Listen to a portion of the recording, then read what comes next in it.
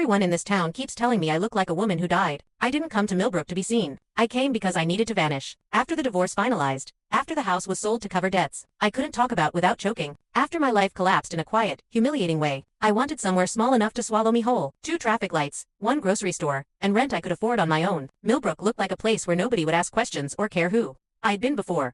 The landlord didn't smile when he handed me the keys. He stared, long and intent, like he was studying a photograph he couldn't quite place. Halfway through signing the lease, he asked if we'd met before. I told him no, that I'd never set foot in Millbrook until that week. He nodded, but his eyes kept flicking up to my face, unsettled, searching. When I left the office, I felt like I'd passed some kind of test I didn't know existed. By the end of my first week, that same look followed me everywhere. At the grocery store, the cashier greeted me with a familiar, "Oh, you're back," then frowned when I corrected her. At the coffee shop, the owner's hand shook so badly she nearly dropped my change. A group of teenagers crossed the street when they saw me coming, one of them glancing over his shoulder with open fear. It wasn't curiosity. It was something darker, something learned. I finally asked someone directly. Carl, the owner of the hardware store, was in his 70s and didn't flinch when he looked at me. He studied my face for a long time, eyes sharp but sad. When I asked what everyone was seeing, he sighed and said if I didn't already know, it wasn't his place to tell me. That answer followed me home like a weight pressing on my chest. That night, I called my mother and asked if we'd ever been to Millbrook. She laughed softly and said she'd never even heard of it. When I mentioned the town to my Aunt Susan, the line went silent. Her voice came back tight, urgent, asking why I was asking. When I told her I'd moved there, she hung up. A minute later, a single text arrived. "Leave that town."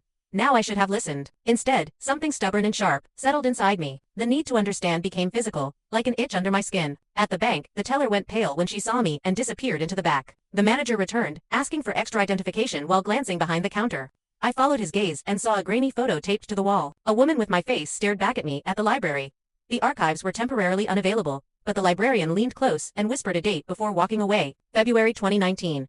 I spent hours online that night, but every article was gone, every link dead. It felt like the internet itself had been scrubbed clean, and I was walking around wearing the only remaining evidence. A week later, I came home to find my apartment door unlocked. Nothing was missing, but everything felt wrong. Drawers shifted, my laptop open, photo albums rearranged. Someone had been trying to learn who I was. That made 2 of us. I started dreaming about a house I'd never seen. Yellow curtains glowing in firelight, smoke thick in my lungs. I woke each time with my heart racing, certain I was forgetting something important.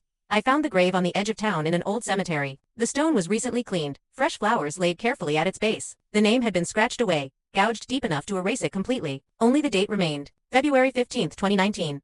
Behind the stone was a small photograph sealed in a frame. When I picked it up, my knees nearly gave out. It was me. Every detail. The same eyes, the same scar above my left eyebrow from when I fell out of a tree at 7. But the clothes were unfamiliar, and the house behind me wasn't one I'd ever seen. Footsteps crunched behind me. Half the town stood at the cemetery entrance. Carl stepped forward and said they'd always known I'd come back. I told them it wasn't me. My voice shook as I held up the photograph, insisting I'd never been there before. Carl finally said her name, Eleanor Price. She'd lived in Millbrook for 3 years. Quiet and polite. Until one winter night when she set the community center on fire during a fundraiser. 14 people died. She vanished before anyone could stop her. I couldn't breathe. I kept saying it wasn't me, that I wasn't Eleanor. The librarian spoke up then, explaining they'd checked my records, my history. I wasn't her. I just looked exactly like her. They'd needed to be sure. Some people, Carl said, would never believe the difference. To them, I would always be her ghost. By morning, I was gone. I didn't look back when I left Millbrook, but the town followed me anyway. I drove 4 hours, hands shaking on the wheel, pulling over twice when my vision blurred. By the time I crossed into another state, the sun was setting and my body ached from tension. I found a cheap motel and locked myself inside, relieved that no one there recognized my face. For 3 days, I barely left the room. I searched for Eleanor Price until my eyes burned. Nothing, no articles, no records, no social media. It was like she'd never existed. On the 4th day, I called my Aunt Susan. Her relief when she heard my voice was unmistakable. When I asked why she'd panicked, she told me it wasn't a phone conversation. She told me to come see her and promised to explain everything. Her house looked ordinary.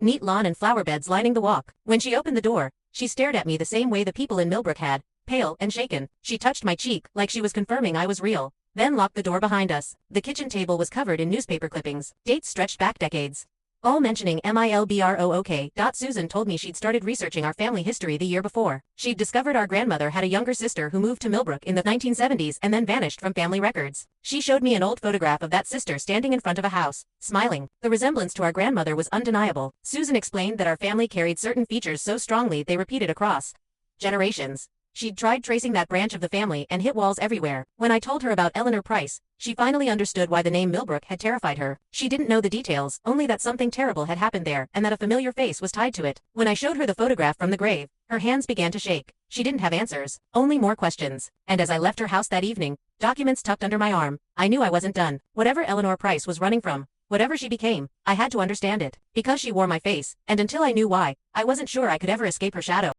I left my aunt's house just before sunset with a thick folder pressed to my chest.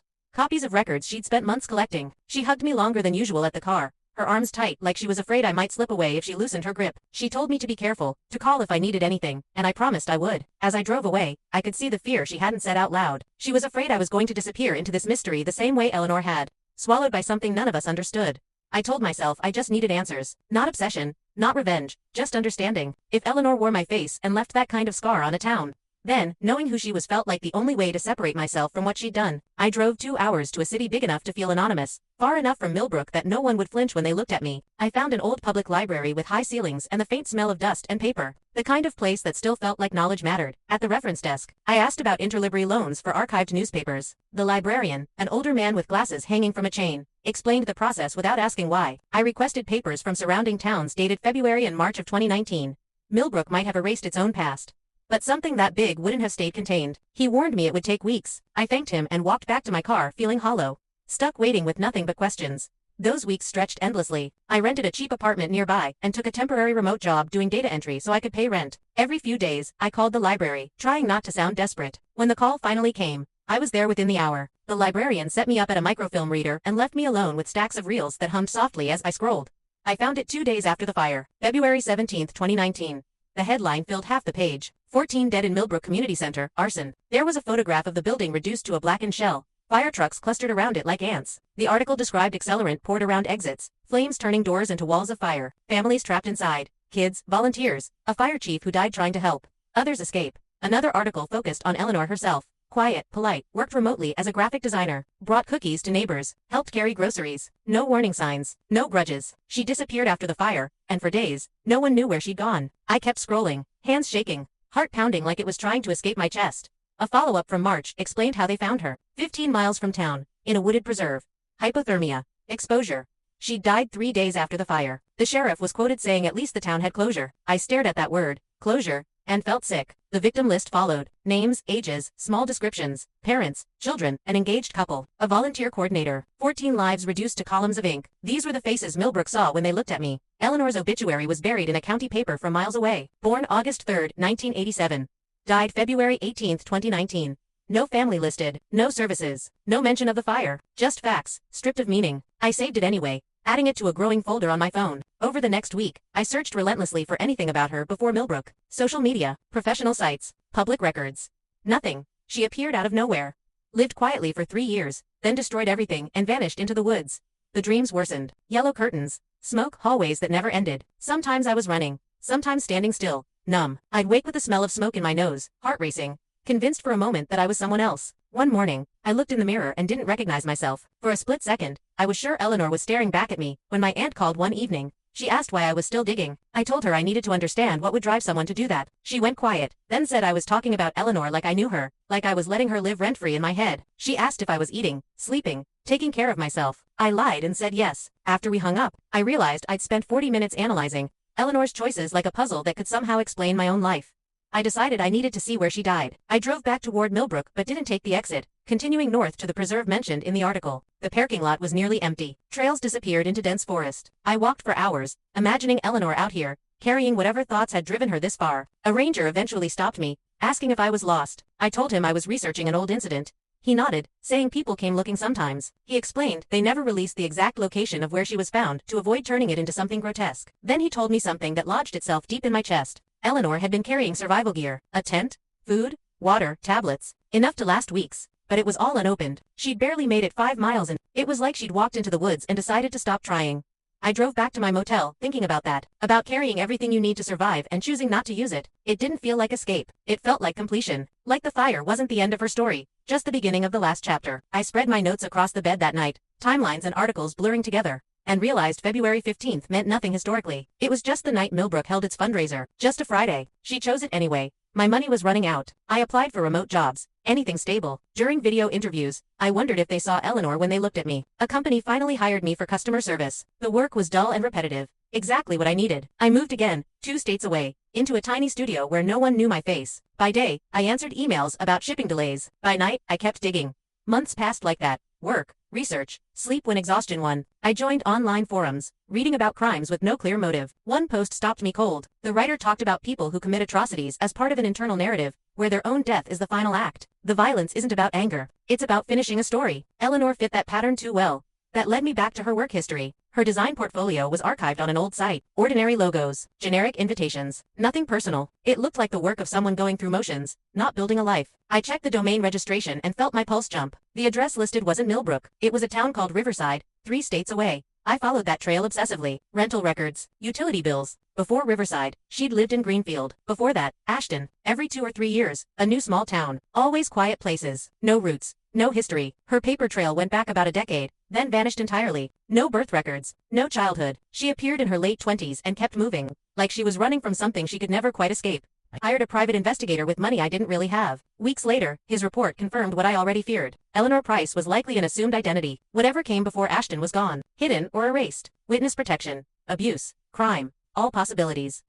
I stared at the report for hours, realizing I'd chased her as far as I could. When my aunt showed up unannounced a few days later, she took one look at my apartment and knew. Papers everywhere, timelines taped to walls. She made tea like she used to when I was a kid and told me gently that I was disappearing into Eleanor's story. She begged me to stop before I lost myself completely. And for the first time, I wondered if she was right. That night after my aunt left, I dreamed about the yellow curtains again. But this time the dream sharpened into something almost unbearable. I was standing in a small bedroom that felt like it belonged to a child. Sunlight spilling through those curtains and warming the floor. Toys were scattered near a low bed with a patchwork quilt, and for a moment the room felt safe. Almost comforting. Then the air shifted. Heavy footsteps moved down the hallway outside the door, slow and deliberate, and the handle began to turn. I wanted to hide, but there was nowhere to go. Fear flooded me so completely it felt like drowning. Smoke crept in under the door, thick and choking, and I woke up gasping, heart hammering against my ribs. I lay there in the dark, sweat-soaked and shaking, convinced for several seconds that I wasn't fully awake. The smell of smoke lingered even though nothing was burning. I couldn't remember where I was or who I was supposed to be. The dream felt too real, too detailed, like a memory that didn't belong to me. Sitting up in bed, I told myself it was just stress, just my mind twisting trauma into images, but the certainty wouldn't let go. It felt like Eleanor's fear, Eleanor's past. Bleeding into my own thoughts, I wrote everything down in a notebook I kept by the bed. Every detail I could remember, even as part of me knew how irrational that was. I told myself I was projecting, building meaning where none existed, but the compulsion to record it felt urgent. The rational part of my brain insisted these were symptoms of exhaustion and obsession, nothing more. Still, I didn't sleep again that night. I sat at the kitchen table until dawn, staring at timelines and photographs, wondering if I was losing my grip on reality. 3 days later, I finally admitted I couldn't do this alone. I made an appointment with a therapist, my fingers hovering over the keyboard longer than they should have before I clicked confirm. Her office was in a bland medical building, beige walls decorated with generic landscape prints. Sitting in the waiting room, filling out intake forms about my mental health history, I felt exposed and small, like I was confessing to something shameful. The therapist was a woman in her 50s with kind eyes, and a voice so calm it nearly broke me. When she asked why I was there, the words poured out. Millbrook, the resemblance, the grave, the fire, the research that had taken over my life. She listened without interrupting, occasionally jotting notes, never once looking startled or skeptical. When I finished, my throat burned and my hands ached from gripping the arms of the chair. She told me what I experienced in Millbrook was deeply traumatic. Being mistaken for a mass murderer, wearing the face of someone who'd caused that much harm, was enough to fracture anyone's sense of self. My obsession with Eleanor, she explained, was my brain's attempt to regain control over something that had felt impossibly out of control. Research gave me structure, answers, even incomplete ones. Felt safer than sitting with fear and uncertainty. Over the next few sessions, she helped me see patterns I'd been avoiding. The divorce had stripped away the identity I'd built my adult life around. Losing the house left me feeling like I'd failed at something fundamental. Moving to Millbrook had been my attempt to start over, to rebuild quietly. Instead, I collided with Eleanor's story, and her mystery became a distraction from my own pain. It was easier to chase a dead woman's past than to grieve my own losses. Understanding that didn't make the obsession disappear overnight. I still woke from dreams soaked in sweat, still caught myself staring too long at my reflection, but the therapist gave me tools to ground myself, to redirect my thoughts when they spiraled toward Eleanor. She reminded me, again and again, that sharing a face didn't mean sharing a destiny. Eleanor's choices weren't mine, and understanding her wasn't a requirement for reclaiming my life. One Saturday morning, after weeks of therapy, I boxed up all my research. Every article, every photograph, every handwritten timeline went into cardboard boxes I taped shut. I didn't throw them away. I wasn't ready for that, but I carried them to a storage unit and locked them behind a metal door. When I returned to my apartment, the walls felt bare, but the emptiness was a relief. For the first time in months, I could breathe without feeling watched by my own thoughts. I started doing ordinary things again. I joined a book club at the local library. No one stared. No one whispered. They handed me a paperback and asked if I wanted coffee. I signed up for a pottery class at a community center on Thursday nights, learning how to center clay on a wheel while laughing at my own crooked bowls. These small, unremarkable interactions felt revolutionary. I was just another person in the room, Slowly, I made friends. A woman from book club named Lisa started meeting me for coffee. We talked about books and bad exes and nothing that carried any real weight. At pottery class, conversations stayed light and easy. I realized how starved I'd been for normalcy. For moments where I didn't have to explain myself or prove who I was, single quotes T. The dreams didn't vanish completely, but they softened. They came less often, their details blurring at the edges. My therapist explained my mind was releasing its grip on the trauma,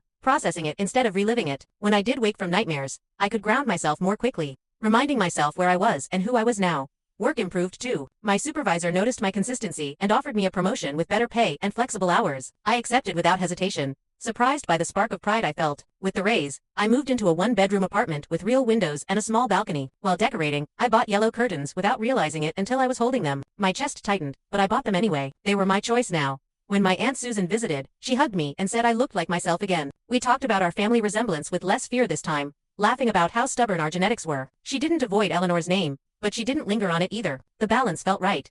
I met Sam at book club during a discussion about unreliable narrators. They joked about memory being fiction, and something about their warmth made me want to keep talking. We started getting coffee after meetings, then dinners, then longer walks home. When Sam asked about my past, I told a version of the truth I was ready to share. A divorce, a need for a fresh start. It was enough.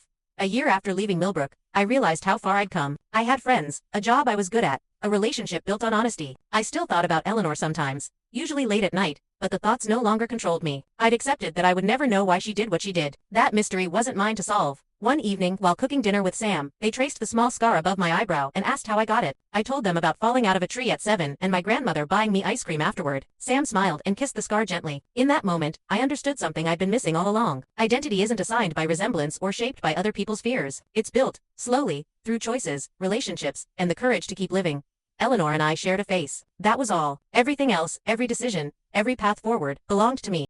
In the months that followed, life settled into a rhythm that felt unfamiliar at first, like wearing shoes that didn't quite fit, but no longer blistered my feet. I still went to therapy every other week, still caught myself pausing too long when my reflection surprised me in store windows. But those moments no longer spiraled into panic. They passed like weather. I could acknowledge them and keep moving. That alone felt like progress I'd once believed impossible. At work, I was trusted with more responsibility, given space to solve problems instead of just responding to them. My supervisor asked for my input during meetings, and each time, I spoke with a little more confidence. It wasn't just about the job. It was about learning to take up space again without apologizing for it. After years of shrinking myself, first in my marriage and then in fear, it felt radical to be seen for what I could do, rather than what I resembled. Sam became a steady presence in my life. Not loud or overwhelming, just quietly consistent. We cooked dinners together, burned sauces, laughed about it, and ordered takeout without guilt. We talked about music and childhood memories and future plans in careful, unhurried ways. Sam never pushed for details I didn't offer. That patience felt like a gift. It allowed me to choose when and how to share the parts of my past that still felt tender. Sometimes, late at night, I still thought about Millbrook, not with the sharp urgency I once had, but with a distant ache. The way you might think about any tragedy that brushes close to your life. I wondered how the town was doing, whether the community center had been rebuilt or left as an empty lot. I wondered if Carl still ran the hardware store and if the librarian still avoided the archives. Those thoughts no longer demanded action. They simply existed, and then they faded. One afternoon, while cleaning out a closet, I found the storage unit key in the pocket of an old jacket. For a moment, I stood there holding it, feeling the familiar pull toward those boxes. All that information, all that effort, locked away and waiting. I realized something then that surprised me. I didn't want to go back and look. Not yet. Maybe not ever. The answers I'd chased weren't in those boxes, and reopening them wouldn't change that. Instead, I donated the jacket, key still inside, and felt a strange mix of relief and grief as it left my hands. It wasn't closure exactly, but it was a choice, a quiet one, and that seemed to matter more. My Aunt Susan called every Sunday like clockwork. Our conversations shifted over time, moving away from cautious concern toward genuine warmth. She told me about her garden, about neighbors I barely remembered, about small family stories she'd uncovered that had nothing to do with Millbrook. I shared updates about work, about Sam, about the pottery class bowls that stubbornly refused to become symmetrical. We laughed more. The fear that once lived under every word was gone. During one of those calls, Susan said something that stayed with me. She told me she'd been thinking about how families pass down more than faces. They pass down resilience, stubbornness, humor, the ability to survive hard things. She said maybe that was the real inheritance I needed to claim, not the resemblance that had caused so much pain, but the strength that had carried our family through quieter struggles. I held on to that thought long after we hung up. There were still hard days when a news story about senseless violence sent my heart racing, when a stranger's long stare made my stomach twist. On those days, I leaned on the tools I'd learned. I named what I was feeling. I reminded myself where I was. I called Sam or Lisa or Susan instead of retreating inward. The fear didn't disappear, but it lost its power to isolate me. One evening, Sam and I attended a small gathering at a friend's apartment. It was crowded and warm. filled with overlapping conversations and clinking glasses. At one point, someone new was introduced to me and paused, frowning slightly, like they were trying to place me. My chest tightened automatically, muscle memory kicking in. Then they shrugged, smiled, and said, "Sorry, thought you reminded me of someone." And that was it. The moment passed. No fear. No recognition. Just another fleeting misunderstanding that didn't define me. On the walk home, I told Sam about it, half expecting the old rush of panic to follow. Instead, we laughed softly, and Sam squeezed my hand, pointing out how common that feeling was. How many people think they recognize a stranger from somewhere else? The difference now was that it no longer felt like a threat. It felt normal as autumn turned into winter. I found myself thinking less about Eleanor as a person and more about the idea of stories. How people tell themselves narratives to survive, to justify choices, to give shape to pain. Eleanor had constructed a story that ended in destruction. I had almost trapped myself inside it, mistaking understanding for safety. Therapy helped me see that my own story didn't need to mirror hers to make sense. It could be quieter, unfinished, still unfolding. One snowy afternoon, I sat on my balcony wrapped in a blanket, watching flakes drift down onto the street below. The yellow curtains glowed softly behind me, warm instead of threatening. For the first time, the color didn't pull me backward. It felt reclaimed. Something ordinary. Something mine. I realized then that healing wasn't about erasing the past. It was about changing how it lived inside me. I still hadn't returned to Millbrook, and I knew I never would. That place had served its role in my life, painful as it was. It forced me to confront how fragile identity could be when it was built on external things like marriage, stability, or even anonymity. Losing those illusions had been devastating, but it also cleared space for something more solid to grow. One night, while lying in bed beside Sam, I shared more of the truth than I ever had before. Not every detail, not every image burned into my memory, but enough. Millbrook, the resemblance, the fear. Sam listened quietly, eyes steady, hand resting over mine. When I finished, I waited for the question I'd feared for so long. Instead, Sam said simply, "That sounds terrifying. I'm really glad you got out." No judgment, no curiosity sharpened into fascination, just care. I cried then. Not out of fear, but out of release. The story no longer felt like a secret that owned me. It was something I could choose to share, or not. That choice mattered. As winter deepened, the dreams became rare. When they came, they were less vivid, more fragmented, like echoes rather than full scenes. I could wake from them without panic, grounding myself in the present. The house with yellow curtains faded into abstraction, no longer tied to smoke or fear. My therapist said this was my mind letting go, integrating what it needed and releasing the rest. I began to think about the future in concrete terms, not just survival, but growth. Travel plans with Sam, career goals, maybe taking another class, learning something new for no reason other than curiosity. These thoughts felt tentative but hopeful. Like the first green shoots after a long winter. Eleanor still existed in my thoughts, but she no longer overshadowed them. She was a chapter I'd brushed up against, not the whole book. I could acknowledge her existence, her actions, without letting them define my own trajectory. That separation, hard-won and fragile, was the most valuable thing I'd gained. I didn't know yet what complete peace looked like. Maybe I never would, but I knew this version of myself, the one sitting on a balcony with cold air on her face and warmth behind her, was real. She was built from effort, support, and the choice to keep moving forward even when answers were incomplete. And for the first time since Millbrook, that felt like enough. By the time a full year had passed since I left Millbrook, the town felt less like a place I'd lived and more like a story someone once told me about a life that almost happened. I could still recall it vividly if I tried the narrow streets, the wary stares, the weight of a name that wasn't mine, but those memories no longer rose uninvited. They stayed where they belonged. Filed away like an old wound that had finally scarred over my life now was built out of ordinary days, and I'd learned not to underestimate how powerful that was. I woke up beside Sam most mornings, sharing quiet routines that felt grounding rather than confining. Coffee brewed while sunlight filtered through the yellow curtains I'd chosen deliberately, not as defiance, but as ownership. I liked how they caught the light in the early hours, turning the room warm and soft. They no longer symbolized fear or memory, they were just curtains.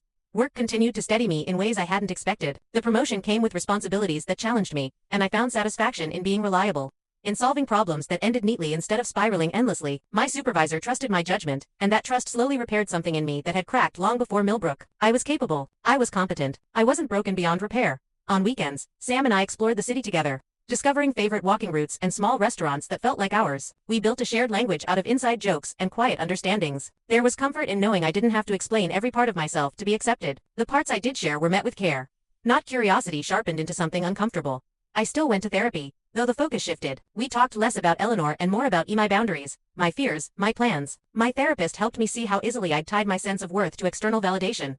First through my marriage, then through the desperate need to understand Eleanor. Letting go of that pattern was slow, uncomfortable work, but it felt honest in a way obsession never had. One afternoon, while cleaning out my email, I came across an old message from the private investigator, archived and forgotten. For a moment, my finger hovered over the delete key. Then I deleted it without opening the attachment. The sense of finality surprised me. I didn't feel triumphant or relieved. I just felt done. Whatever Eleanor's story was before Millbrook, it no longer felt relevant to my survival. Thanksgiving came, and I visited my Aunt Susan like I'd promised. We spent the afternoon surrounded by old photographs and family records, but this time, we focused on lighter histories. Teachers, bakers, mechanics, people who lived unremarkable lives filled with quiet effort and occasional joy. Susan laughed as she pointed out familiar expressions passed down through generations. And for the first time, resemblance felt benign instead of dangerous. That evening, as we sat at the table sharing pie, Susan told me she was proud of me, not for surviving something dramatic, but for rebuilding when it would have been easier to disappear. Her words settled into me gently, without pressure. I realized then how much I'd needed someone to acknowledge that rebuilding was an achievement in itself. Back home, life continued its steady forward motion. Sam met more of my friends. I met more of theirs. Our lives braided together naturally, without urgency. One night, while folding laundry, I caught my reflection in the mirror and paused. The face looking back at me was familiar in a way it hadn't been for a long time. Not because it had changed, but because my relationship to it had. The scar above my eyebrow caught the light, and I smiled despite myself. That mark had nothing to do with Eleanor. It belonged to a childhood afternoon, a reckless climb. My grandmother's worried voice and the promise of ice cream afterward. It was mine. That realization felt quietly triumphant. Reclaiming a piece of myself I hadn't realized I'd surrendered. I still thought about Eleanor sometimes, usually in abstract moments when news stories about violence surfaced or when conversations drifted toward true crime. I wondered what kind of pain could hollow someone out enough to make destruction feel inevitable. But those thoughts no longer demanded resolution. I could hold empathy without responsibility, curiosity without obsession. What I'd learned, slowly and sometimes painfully, was that understanding isn't always the cure we think it is. Some questions remain unanswered, not because we haven't looked hard enough, but because there is nothing there to find. Eleanor took her reasons with her, and chasing them had nearly cost me my own sense of self. Letting that truth stand was an act of mercy toward myself. One quiet Saturday, Sam and I attended a local art fair. We wandered between booths, admiring pottery and paintings, stopping to talk to artists about their work. At one table, a woman selling handmade prints studied my face for a second longer than usual. My body tensed automatically, old reflexes flaring. Then she smiled and said, "You have one of those faces that feels familiar." "That's a good thing." I thanked her, and we moved on. That moment stayed with me. Familiar didn't have to mean feared. Recognition didn't have to lead to harm. Sometimes, it could just be connection. As winter edged into spring again, I realized I'd stopped counting time in relation to Millbrook. It was no longer weeks since I left or months since the fire. It was just time, moving forward, carrying me with it. I made plans without scanning them for escape routes. I thought about the future without bracing for catastrophe. One evening, Sam and I talked about moving in together more permanently, about shared expenses and rearranging furniture and whose plants would get the best sunlight. The conversation felt normal, grounded. I didn't hear echoes of past failures or future fears. I heard possibility. That night, lying awake, I reflected on how close I'd come to losing myself to a story that wasn't mine. How easily identity can be hijacked by trauma, by resemblance, by the narratives other people project onto us. I'd believed for too long that I needed to understand Eleanor to free myself from her shadow. The truth was simpler and harder. I needed to choose myself. Again and again, even when it felt unfinished. Identity, I realized, isn't something we inherit intact or have assigned to us by strangers. It's built in small, repetitive acts. Choosing to get help, choosing to rest, choosing to connect, choosing to move forward without certainty. Eleanor and I shared a face, but we did not share a life. Our paths diverged completely because of choices, not fate. I still carry the knowledge of what happened in Millbrook. I always will. 14 people lost their lives, and that matters. Their stories deserve remembrance far more than Eleanor's mystery ever did. Holding that truth without letting it consume me feels like a balance I've earned. When I look in the mirror now, I don't see a ghost or a warning. I see a woman who survived something strange and terrifying and chose to rebuild instead of disappear. I see someone who learned that peace doesn't come from answers, but from acceptance. From understanding that not every story needs an ending you can explain. My life isn't perfect. There are still bad days, still doubts, still moments where the past whispers too loudly, but those moments no longer define me. They pass, and I remain. That, I've learned, is what resilience actually looks like. And if there's one thing Millbrook taught me, it's this. You can't always choose what you're mistaken for, but you can choose who you become afterward.